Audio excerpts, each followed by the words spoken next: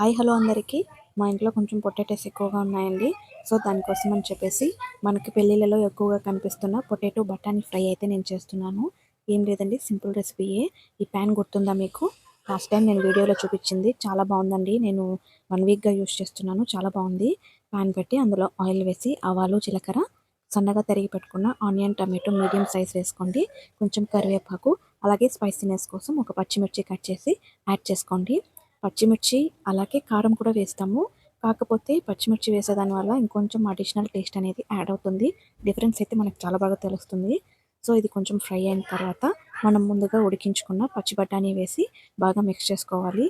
ఆ తర్వాత ఇది కూడా ఫ్రై అయ్యాక కొంచెం పసుపు, కారం, ఉప్పు వీటన్నింటినీ వేసి పచ్చివాసన పోయేంత వరకు వేయించుకోవాలి. అలాగే జింజర్ గార్లిక్ పేస్ట్ కూడా 1 స్పూన్ అయితే యాడ్ చేసుకోండి. ఇది మొత్తం బాగా ఫ్రై అయిన తర్వాత మనం వాటర్ అయితే ఏమి యాడ్ చేయాల్సిన అవసరం లేదండి.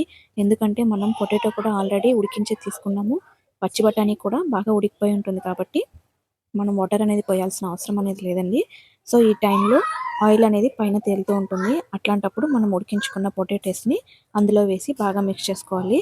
ఒకవేళ మీకు సాల్ట్ అనేది సరిపోకపోతే ఈ టైంలో మీరు అడ్జస్ట్ చేసుకోవచ్చు. సిమ్లోనే పెట్టి దీన్ని బాగా ఉడికించుకోవాలన్నమాట. ఆల్రెడీ ఉడికిందే కాబట్టి కొంచెం ఫ్రై అయ్యేంత వరకు వేయించుకుంటే మనకు సరిపోతుంది. ఇంకా ఆయిల్ అంతా ఏం అవసరం లేదండి. మనం స్టార్టింగ్లో వేసుకున్న ఆయిలే కరెక్ట్గా ఉంటుందన్నమాట.